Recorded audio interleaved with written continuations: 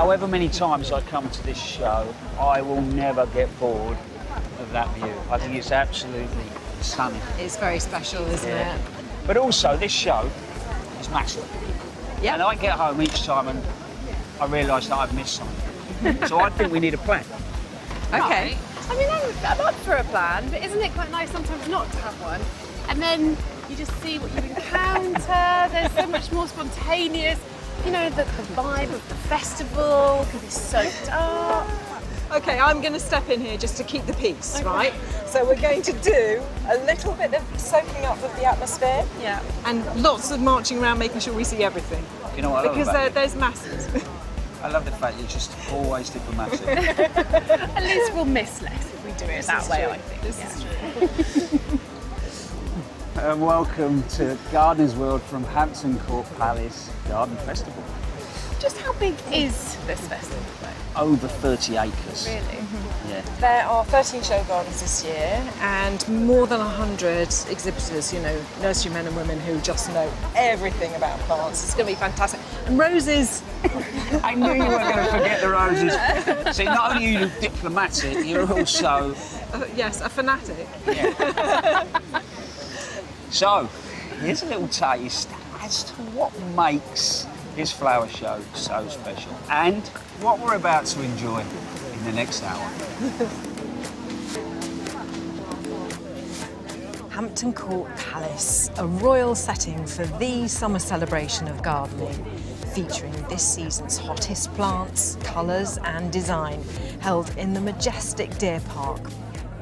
It really feels like a festival. The sun's shining, there's happy faces everywhere, there's ice cream being eaten.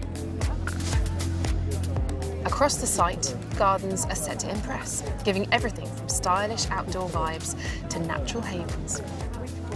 We love the excitement of the show, and we're hoping that this little one will grow up to love it too. I love this show so much. I've been coming for 20 years. There's something here for everybody.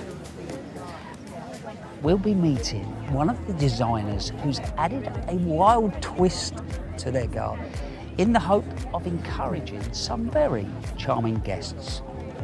Hedgehogs are classified as vulnerable to extinction, so they really need our help. So as gardeners, I think there's a lot we can do. For many, the main stage at this event is the floral marquee, brimming with seasonal blooms, rare specimens, and heady scent. We'll be catching up with a first-time exhibitor and British flower farmer who's showing off her seasonal cut flowers for the very first time. They just want to please you. I feel very similar to dahlias as I feel about my spaniel. And with a backdrop this glamorous, you can expect a few show-stopping surprises and familiar faces along the way. I think Hampton is the one that you could most closely compare to the sort of the Glastonbury of garden festivals. We'll meet a couple bringing flavour, colour and a bit of fiery heat to this year's festival. What I like about chillies is that people become really fanatical about them. Once you get hooked, you just want to keep growing more of it, which works well for us. It's a show with feel-good energy.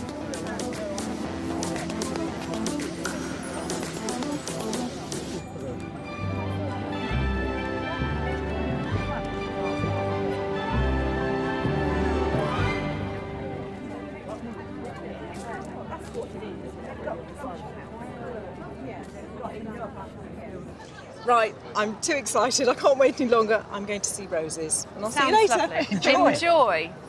What should we do? Do you fancy some show gardens? Yeah, come on. All right. Come on.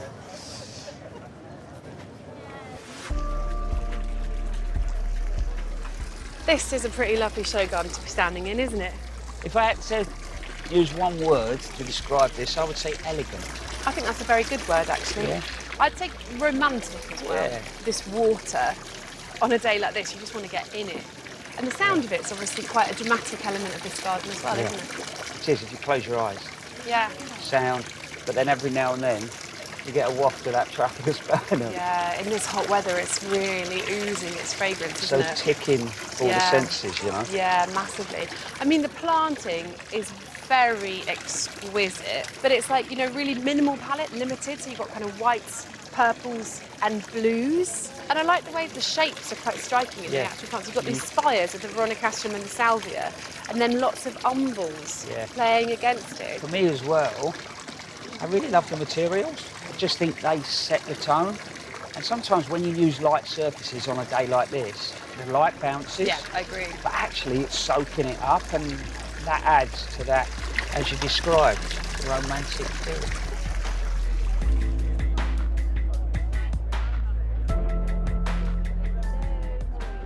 Well, I have found a Bohemian balcony to rest on. I love this garden. I could have this garden. I feel like I should now be singing to you. I'd rather you didn't. I won't, I promise you. I'm trying to count up the different materials, and you know, everything's sort of reclaimed, and you feel like, first of all, there's maybe too many, but actually, in reality, it works. Why do you think that is? Ultimately, it's driven by that colour. You've got that dark cork that's picked up, but then also the use of textures really sit well together. And I love that what this gives is a sort of warmth of history and humanity. Yeah. Like these shutters, these have had a life, you know, these are somebody's, this chair. Everything in this garden feels like somebody has loved it, and then it's been built with that love kind of as part of its bones. Because you could say the same about the planting, couldn't you? Yes, you definitely could. It's not got one cohesive style. Yeah. You know, someone's gone out and they've gone, oh, you know what, I really like GMs, I'll get that. Oh, that's a nice echinacea. That's a nice Chinese licorice. That's unusual. Let's have that. And then they've shoved it all together, and somehow it feels like just a person has done this. Bath on the balcony, I mean, I hadn't thought of it before. I suppose it depends what your neighbours are like. But I'm up for it. I think at that point we'll move on, shall we? Maybe we should.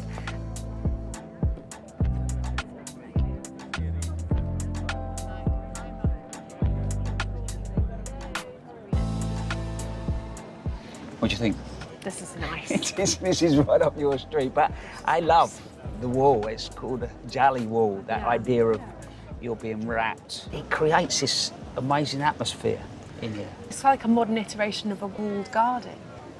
This is my kind of planting scheme. I love it. You know, it's full temperate rainforest, but with, you know, digitalis, and I love the devil's bit scabious. It's one of my favourite plants. But then all the ferns. I mean, ultimately, this garden's talking about that loss of temperate rainforest. But seeing it represented in this way, it raises awareness, but it's so modern. Yeah. I love the contemporary representation of it with this really blocky, geometric, hard landscaping. Do you know, interestingly, we talk about habitats. The one thing that I love that keeps catching my eye is the little cavalier patches. Just a reminder that not all our ground needs to be covered in planting. With that, the walls are filled with insect habitat because of the holes that keep the temperature down. That's their design. Yeah. But they double up as insect habitat. So there is provision here, not just for plants. Yeah. Can we just sort of stay? I see why that's tempting, but no. Let's go and see some more gardens. I knew you were going to say that.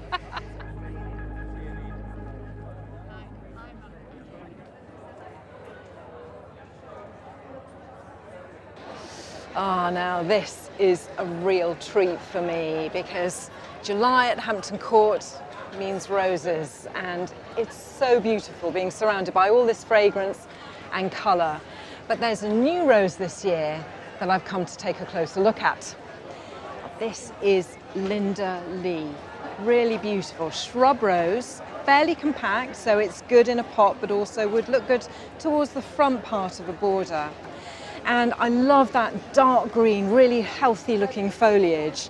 And the flowers are so beautiful in bud, small buds, pale peach, and then they open, they get a little bit more pink in the colour as well. And then as they fully open, you've got this nice shaped flower that the stamens are on show, so really good for pollinators to access in the centre. It's gorgeous to look at, and I'm told it smells as good as it looks. It's light, fruity, and perfect. Always such a joy to see a new rose.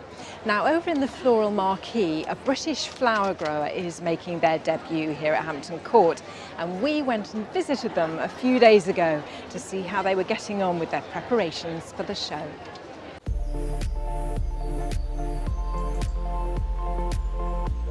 Dahlias are my absolute love. There's just something about them. It's the way they're so architecturally perfect. They put on a massive show-stopping display, and they're fabulous cut flowers. I mean, what can you not love about something that opens and is so pretty as this?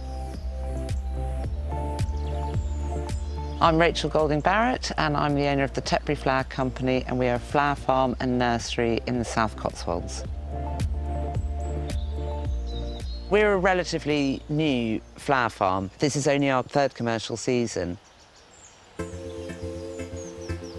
We're a specialist in tulips and dahlias. We are just over an acre, and we grow all sorts of complementary flowers so that we can supply British seasonal flowers from March through to the first frost in October. Ever since I was a child, I've always been growing. So whether it's a metre-squared patch or whether it's a border in a garden. I got into cut flowers because people started asking me with the dahlias, can I have some stems for a local church? Can I have some stems for a party? And I'd happily cut them. To be able to go out and cut a bouquet of flowers for your kitchen table, that sense of beauty and satisfaction is what we're trying to help people with. Going to Hampton Court is a big challenge for us. I'm not going to lie, there have been times when I've been thinking, oh, are we going to pull this off? But for me, the most important thing is the plants and the flowers look in good condition. These are our show dahlias that we've produced for Hampton Court. You can see that some of them are just coming into bud now. This one here, this is Ivana. This should be about this big, so this is just at the start of its flowering journey. Overall, we estimated that we would need about 120 plants, and I think we've probably grown about 500 to get those 120. This is all about being a new exhibitor, and I'm sure with more experience, we wouldn't be doing it on this scale. Here on the farm, we grow 55 different types of dahlia. What I think is so incredible about them is that they do work as a cut flower and in the garden. This dahlia is Arabian Night. This is a small flowered decorative, very, very dark petal colour. And the reason we're taking this one to Hampton Court is because it flowers first. And it's not unusual to see this in flower in June. It's also got a very long stem length, which is great for a cut flower. They love the heat, so they're doing particularly well this year because it's been so hot. What it does mean is that a few more dahlias will be open than I previously thought a month ago. This is our Cotswold salmon. This is the one that we've bred. Look, there's a little butterfly on there. The reason why this one's so special to me is because this throws up a lot of stems. It lasts brilliantly in the vase. It creates great tubers at the end of the season, and it's perfect in a border. So we do grow this as a cut flower. We do cut it a lot. From one plant in the season, I'll be cutting 10 stems from this. I love the fact that they're such triers. Any plant that's not too precious flowers its socks off and really, really, really does its best for you. You can't ask better than that. It's a bit like a dog. They just want to please you. I feel very similar to dahlias as I feel about my spaniel. It's just so stupid. I think the thing about going to Hampton Court is it's the most beautiful show I think I've ever been to. This is our mock-up display. This is the second time that we've actually mocked up this stand. Inside here is a stable bucket and some chicken wire. And around the bucket, it is supported by some packing. So this is a totally foam-free arrangement, just using two simple mechanics. And you can see with the foliage and how it sort of branches and everything, that then gives you your stability. Everything that's going on that display has been grown here on the farm. Either the show plants that we potted up a couple of months ago, or if we're short, we're going to go and dig them up out of the field. The fact that we're going to Hampton Court so soon after we've set up is just testament to how much demand there is for British flowers. I love growing the flowers. I love having people here on the farm. I love seeing people's face when they come to pick up their buckets of flowers. And I think going to Hampton Court is a validation that all the hard work is worth it.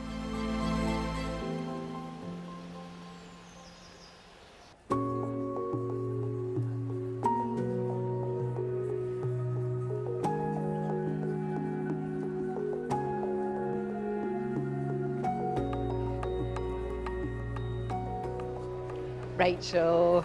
Hello. Wow, what a display.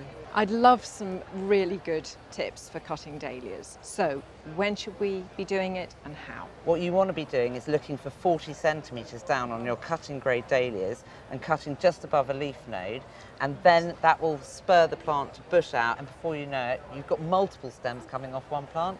So in terms of when you cut them, we tend to cut very early in the morning. There is a rule that you shouldn't cut flowers if you can feel the sun on the back of your head. We cut very early at about 5 o'clock in the morning, but I realise that's not realistic for everybody. So the best advice I can give people is to cut into water. It's just best not to cut in full sun because it doesn't give them the best vase life. Well, I notice a very nice medal there. Does that mean we're going to see you back again? Well, the RHS is actually moving this show to Badminton next year, which is right on our doorstep. So we're less than a mile from where the show site is. But yeah, I hope we'll be back. Excellent. Well, I'll look forward to seeing you. I think you've done a fantastic job. Congratulations. Thank you so much.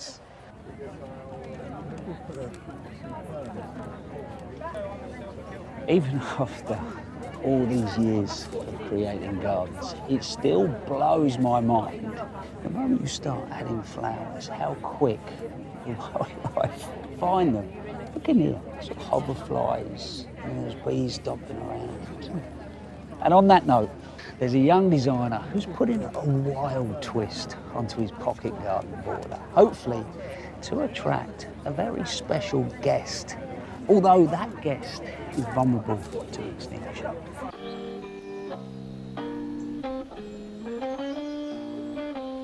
As much as we think we own them, gardens are essentially a shared space with us and wildlife.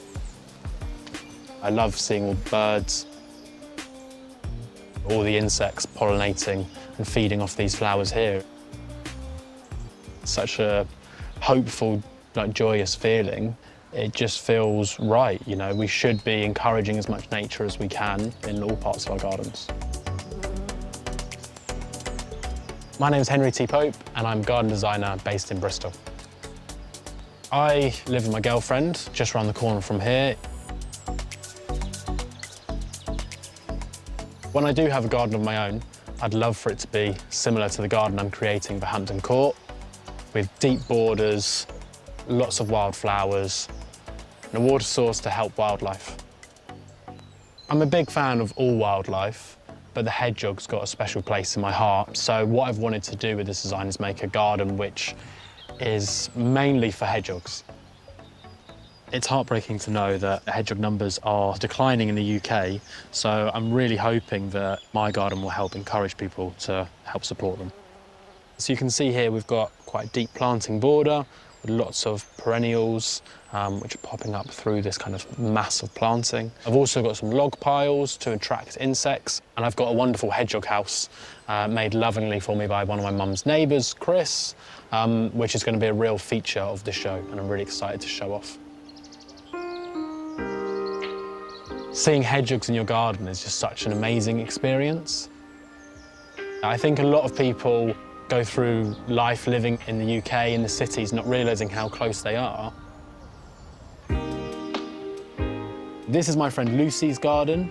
She volunteers with the BS3 Hedgehog Project, and they try and do as much as they can to support and educate about hedgehogs. Her garden here is a haven, and she gets hedgehog visitors every evening. So hopefully, if we're patient and we hang about long enough, we might get to see some later. What makes this garden so good is its relaxed approach to gardening. Letting your grass grow long, as you can see around me, is great for wildlife. If you have got a lawn, consider leaving either some of it or all of it, or you could mow the edges, which still makes it feel neat and tidy, but it means that the longer grass is providing great habitat for hedgehogs to move freely around, but also allows some wild flowers and things to pop up. This is just your bog standard lawn grass, and just being left grow long creates this amazing visual impact.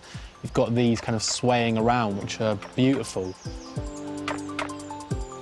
So we've got plums, we've got pears, we've got cherries, we've got lots of different variety of fruiting trees. Not only do they flower, but they provide fruit for birds and insects to eat on, which then will also provide more food for hedgehogs.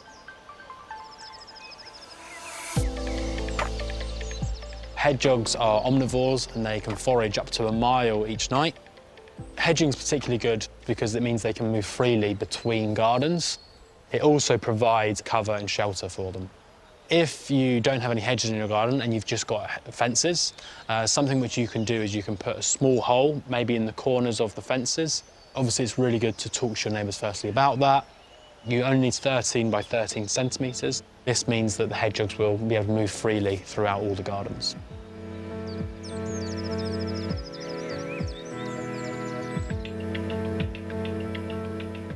It's coming out. The hedgehog's just there.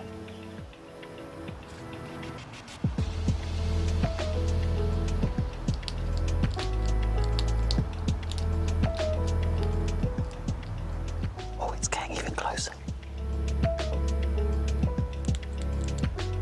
Hedgehogs are classified as vulnerable to extinction, so they really need our help. So as gardeners, I think there's a lot we can do. It's really uplifting to be able to see that this garden's providing an ecosystem rich enough to support such life. The more gardens we can have like this, that are encouraging wildlife, the more we can see them thrive in our cities. Seeing this hedgehog tonight has really inspired me. I'm really excited to get to Hampton Court and start planting.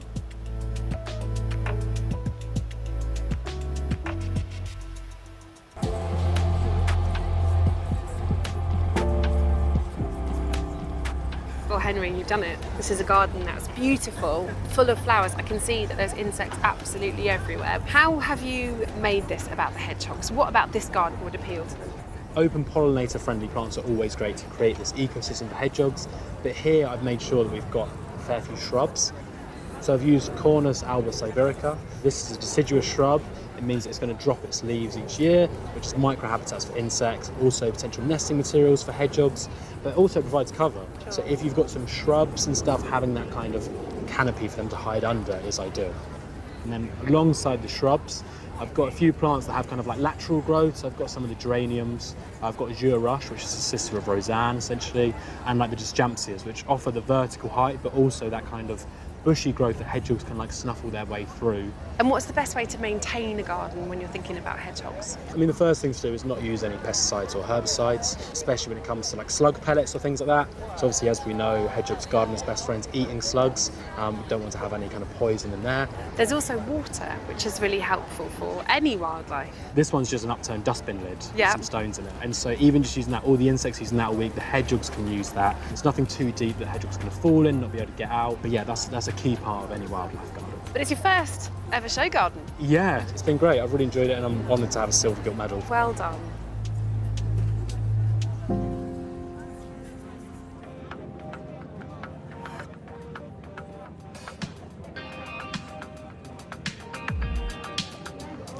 Henry's garden is just one of these pocket planting borders, and they are full of ideas that we can take home and use in our own gardens. Like this one. It's beautiful. It's full of exquisite blues, whites and purple planting. But what I really love are these bamboo features. They add verticals to the overall design. They look lovely, but they have a function. These fill up with rainwater that will slowly seep away and water all the plants in the area. So it's a really good water storage solution, as well as looking very, very stylish.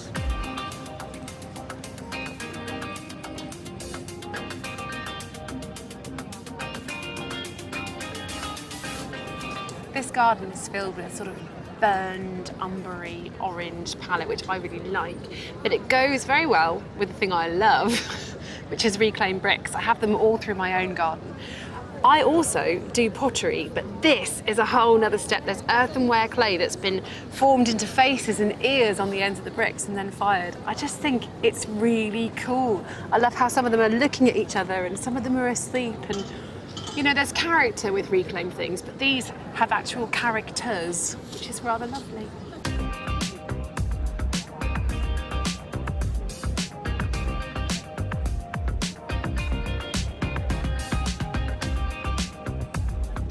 We're used to seeing gravel gardens now. They're becoming more and more common, but this is a proper coastal garden, and I love a coastal garden. It reminds me of home. This has got some lovely shells actually in the gravel that really brings you to the seaside and brings the seaside to you if you were to put something like this in your own garden. But it's got some lovely coastal flora. There's sea hollies, there's cornflowers, which I know from experience will grow very well right by the sea. So if you wanted to bring a little bit of holiday to your own home, you couldn't go wrong with something like this.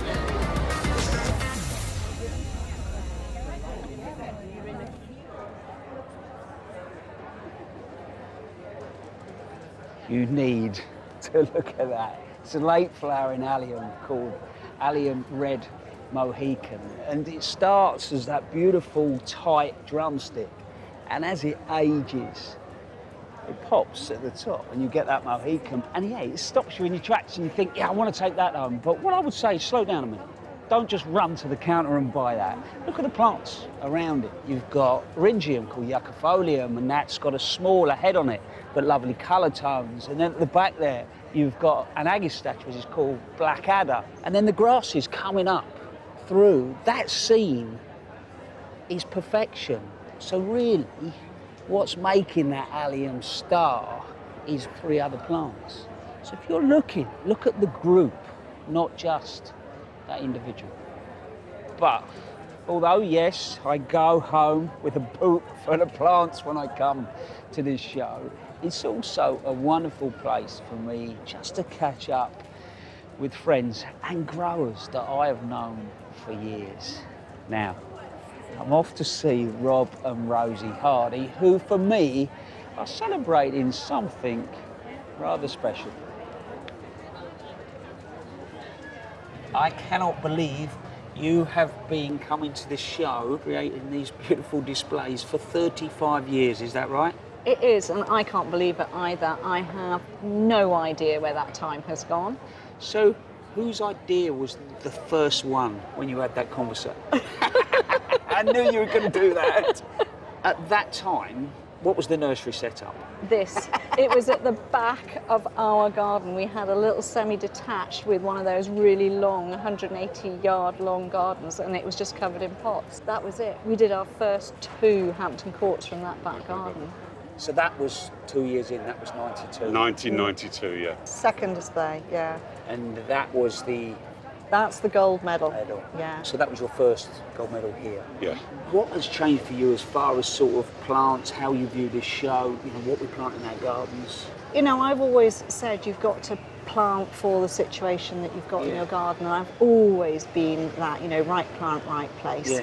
Do with what you've got, and you can make life easy, and you can create wonderful gardens. So, one plant that is on there that's going to be the star of the show this year? I would say it's going to be the Anisodonte El Rayo, and it flowers all year round. Just keeps going. I've had it in flower with snow on top of it, so you can keep it smaller by being mean, or you can have it bigger, but you have to prune, and people hate that because they have to cut it when it's got flower on it. Yeah. Let's not leave him out. Oh well, he has something else he enjoys and likes. The other one I like is Oenothera, which used to be called Gora. Yeah. It likes well-drained soil, sunny position, and this one is one that Rosie bred, so it goes up to about 4 feet tall. Rosie, Rob, more than anything, I'm looking forward to the next 35 years.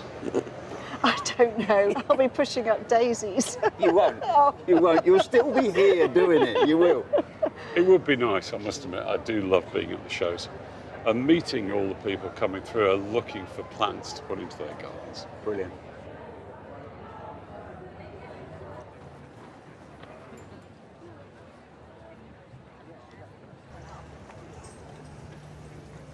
When you step inside this garden, your eye is immediately drawn upwards.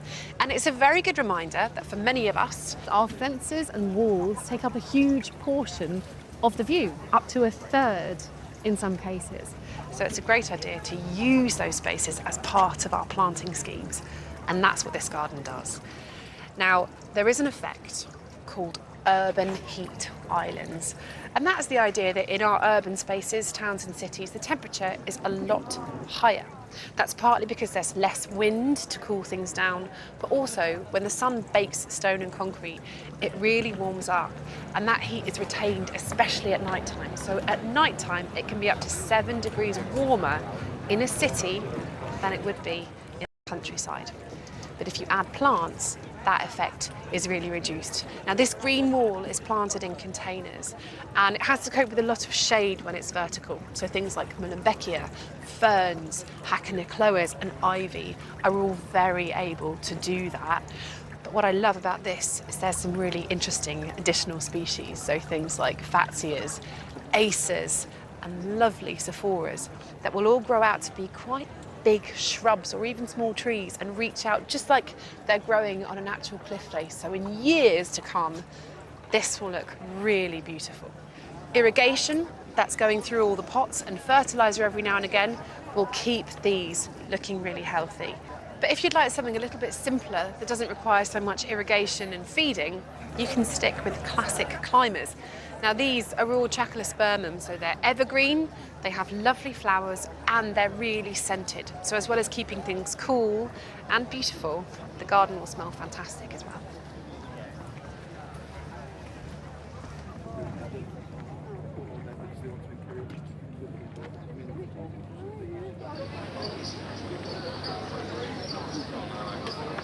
So this little space is an edible forest garden. So all the trees go in, then you come down a layer, you've got currants, things like the honeyberry, and then you've got the herbs go through, the edible flowers, and the whole thing's been created by the London National Park City Rangers. Yes, I know, it sounds like a football club.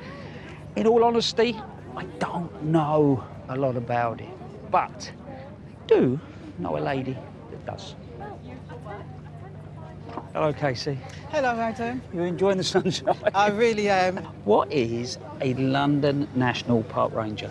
It's a group of people that have come together, and what it is, it's people that want to green their area. Yeah. They want to do more for the environment Yeah. in their little part of London. Yeah. And totally volunteer driven? Very much volunteer driven. Yeah. And how many of you is there? Just over 300 of us now. So, Katie, just give us, a few different types of projects. For me, we've got Folkestone Road allotment, where we have people who are deaf and hard of hearing that are completely included. Yeah. And then we've got an urban forest garden just for children with special needs. Wow.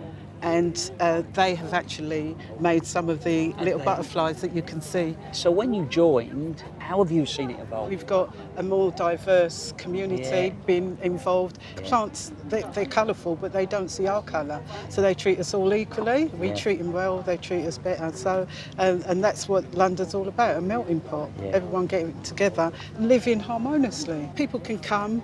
If they're a bit isolated, they can come and sit on the chair, wait for someone to come and sit next to them, and that's where the conversation starts. When this gets broken down, does this go to other places in London? Okay, what's happening? All the rangers have had the opportunity to put in a bid for part of the garden. We're going to make sure that everything has a home. Not only a home to go to, but they've got to demonstrate that they can keep it and maintain it, so you don't go back in 3 months' time and there's nothing there. I'm smiling at you because I know now that you're completely and utterly hooked. I am hooked, I'm hooked. But you're hooked as well. Yeah, You've been hooked longer than me. I know.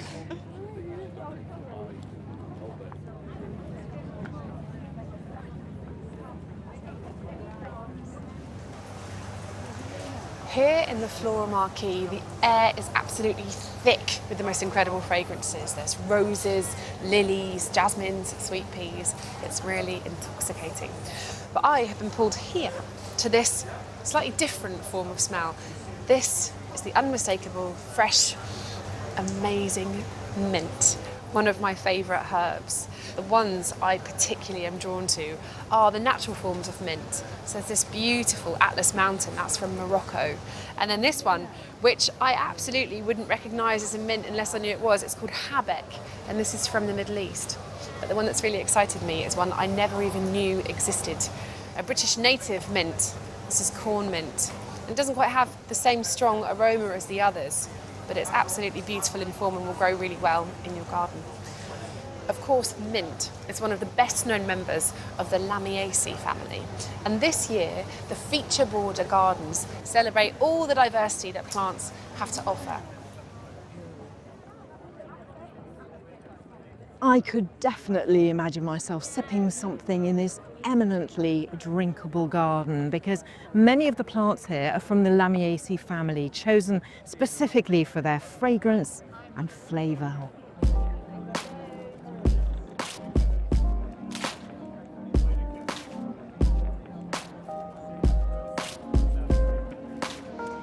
Aromatic foliage is a hallmark of the Lamiaceae family, and this is Perovskia blue spire, wonderful silvery foliage. But if you just slightly crush it in your fingers, the scent is so powerful. Now, those essential oils produced by the leaves are important because they deter some of the less beneficial insects, the aphids, mosquitoes and things like that. A little warning saying, keep away from me. The Lamiaceae family is remarkably diverse, encompassing not only aromatic herbs, but also striking wild flowers, shrubs, and even trees. Many of its members are standout performers in garden borders, offering bold form and long-lasting interest with strong appeal to pollinators. Flowers in the Lamiaceae family tend to be long and tubular, and that means they're best suited to pollinators that have a long tongue so they can reach right to the back to get to the nectar. And this one's really caught my eye. It's called lion's tail, and it's a native of South Africa, these wonderful, strong orange flowers. And this is actually pollinated by hummingbirds. But that hasn't stopped the bees from buzzing around. They're very interested. It's not hardy, so it's something that you would have to grow somewhere frost-free, maybe put it in a pot and you could have it in the garden and then move it into a greenhouse over the winter. But the monarda is hardy in British gardens, and it's got that sort of similar, rather exotic look. And the other thing that's caught my eye are the salvias. This one here is tangerine and pineapple. Sounds rather delicious.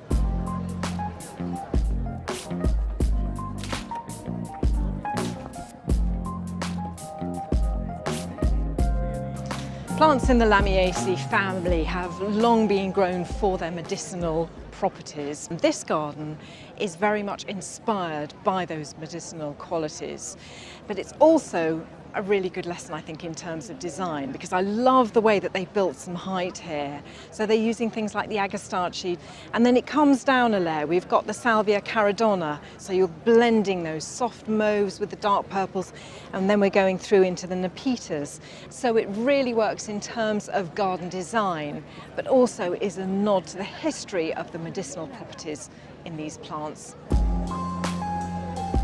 Lamiaceae is one of the most adaptable and rewarding plant families you can work with. Many species are drought tolerant and flourish in poor soils, making them ideal for sustainable and low maintenance gardens. Whether you're designing a garden for well-being, for biodiversity, perhaps for culinary purposes, or just to have a beautiful space, the whole Lamiaceae family offers so many brilliant options. It's not just about the garden looking good, it's about it being good for all of us.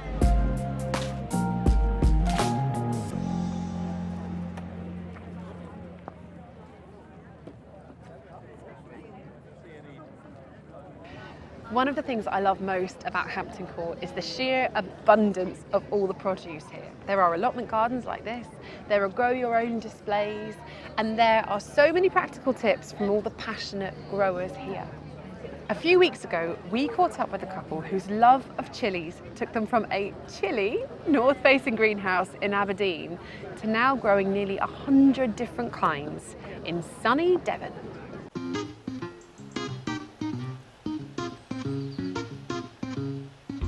Running a chilli farm sounds so completely random to most people when we tell them that's what we do. Got a bit of dirt on the leaf. I have to pinch myself every day I come in. When I walk around and I have all of this to look after, I can grow things and experiment, do things that I wasn't able to do in my previous career. I'm glad that we made the move from one extreme end of the UK to the other. Having never imagined that I would run a chilli farm, here I am.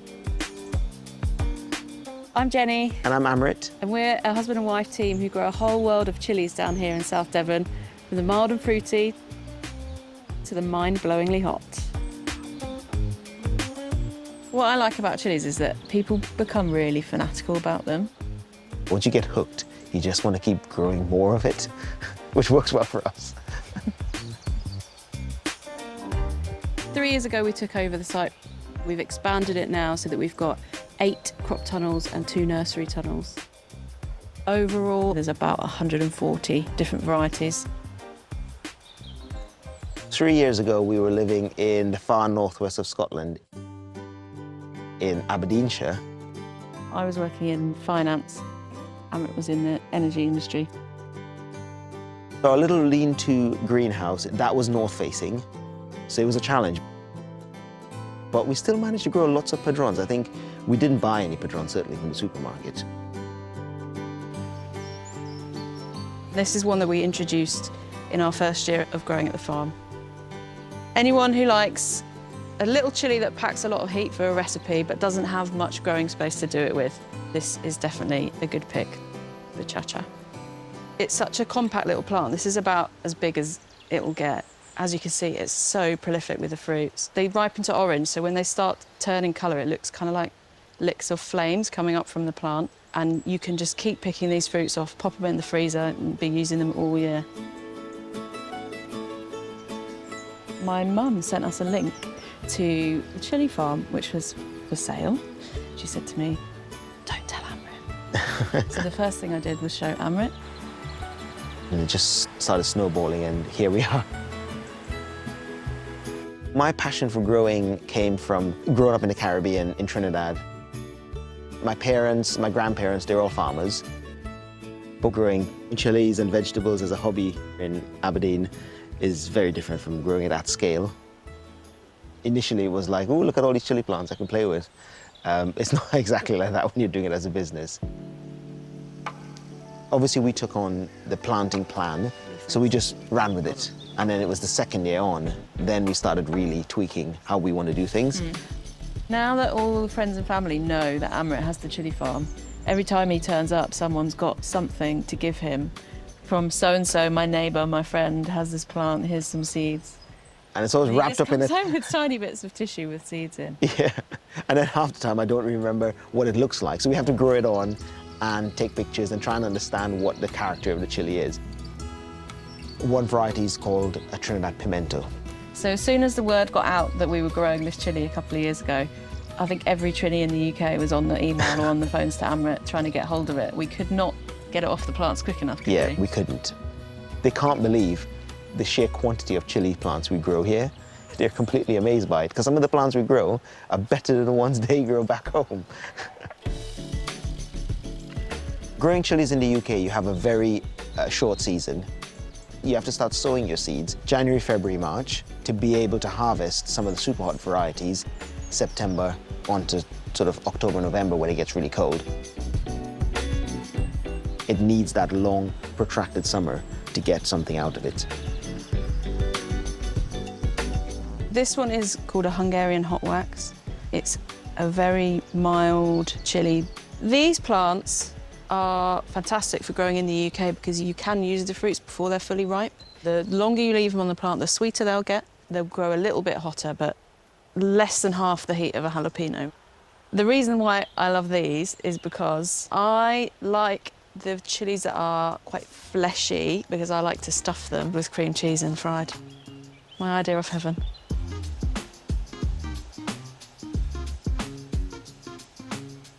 This is Purple Tiger, and this is one of the varieties that we'll be bringing to Hampton Court with us this year. It's quite unusual in that it's got a variegated leaf, and the chili fruits themselves do sometimes have a slight stripe to them. This one also has purple flowers, which is unusual again in that most chilli flowers are white. Even though we call this an ornamental chilli, the fruits are absolutely still edible. They ripen to red and they'll be perfectly tasty when they get to that colour. So this year we're going to be at Hampton Court. It feels pretty surreal, to be honest. We've always visited the RHS events, haven't we? Always kind of blown away by the displays. Yeah. When I brush shoulders with somebody growing delphiniums or clematis or whatever, and they've been doing it, and they're master growers or they've got a national collection, you're there next to them, you think, wow. We absolutely think our chilies deserve to be there in all their rainbow glory. As soon as they've got fruit on, they just look brilliant, don't they? Yeah. They're still a bit unusual in an RHS event, but in a good way.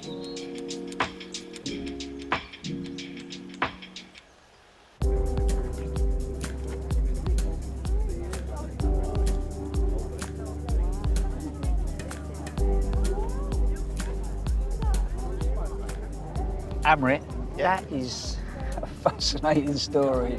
And you obviously described me perfectly in that film, and actually I promise each year that I'm going to buy 3 chilies at the most. And like we are now, I ended up surrounded with them.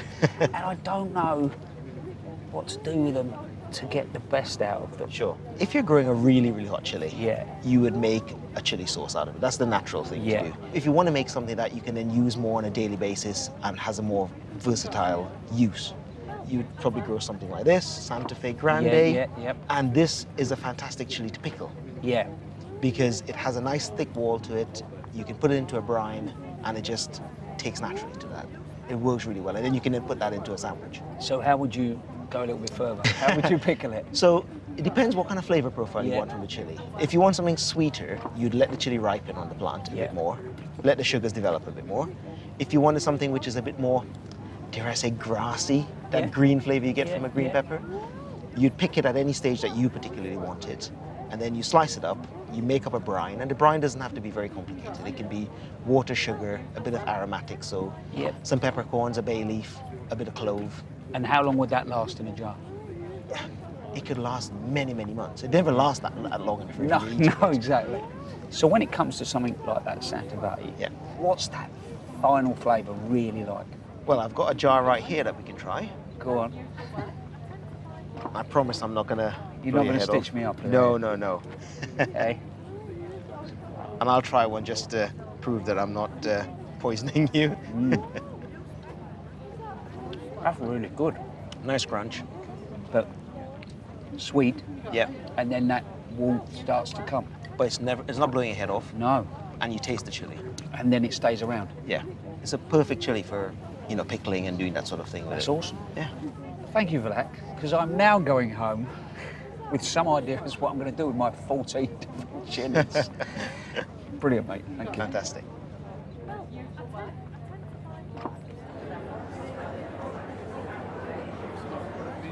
Whenever you come to a flower show, you'll find nursery stands that grow a bit of everything.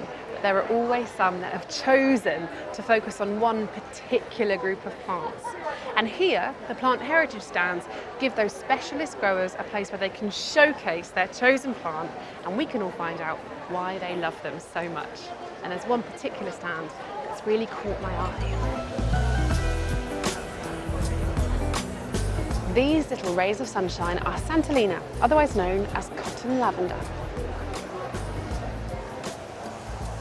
Hi Jess, this is looking very beautiful. Are you pleased with it? I'm so pleased, yeah. What is it about Santolina that you love? Because you're the national collection holder of them, aren't you? Yeah, I think it's because it's an easy growing plant, yep. Drought tolerant, so you know, people can pop it in a pot, leave it in the courtyard and forget about it if they go on holiday, which is great. Because people generally think of lavender and other plants like that as that kind of a role, and Santolina may be a little bit overlooked.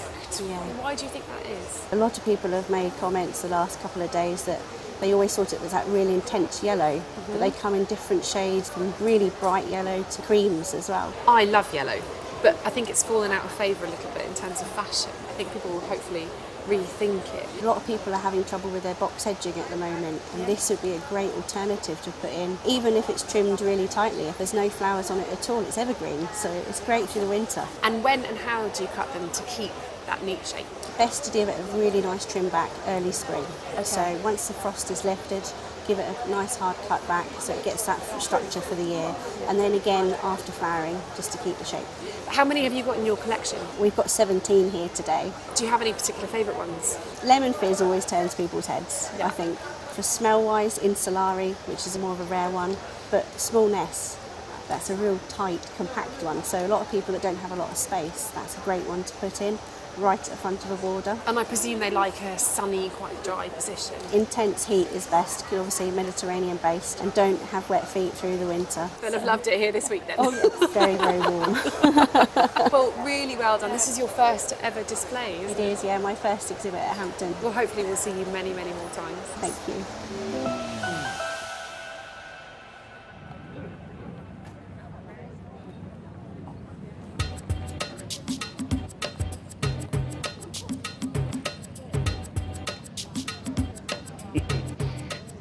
Hello. Hello. I guess there's a whole new meaning to the word hot for you now. Yeah, just a bit. I'm still carrying a little heat in my... Actually, they tasted really good. Good. Yeah. Well, come and cool down Yeah. in this very relaxing green space. I really like these steel rods. Well, they give a sort of sense that you're in a pergola, Yeah. and yet you're not. Yeah. It's like an essence of pergola, Yeah. and the verticals. And actually interesting in these London plains, that colouring and that peeling picks up, doesn't it? On the does. detail.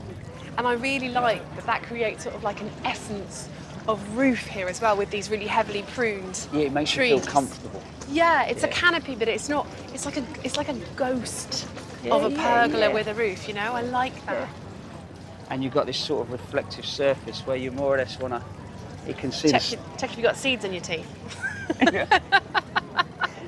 But you can see that reflective bit going in there, which Yeah. is lovely. So, Yeah. yeah.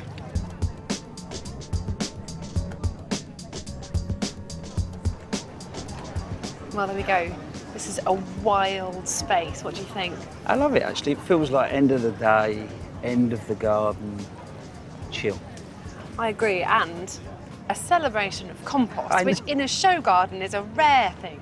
I know, seriously, if I could take one thing home, that compost bed, I think it's a great idea. And the fact as well is, you know, that's composting, it's a habitat, but I love the way that the seed heads have been saved and they've been placed on top, and it creates like a feature, doesn't it? Yeah, I agree with you. And those logs themselves will become useful as fungus, and you'll have this mycelium-filled, lovely, humus-rich compost to add to things. Plus all the edges as well with the logs as well. It all ties in quite nicely. Yeah, it has got that very sort of connected to the earth feel. Yeah, definitely.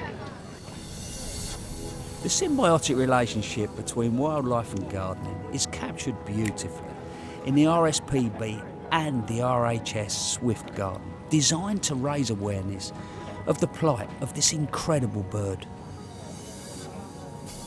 Oh, this really is a cracking space. It does everything.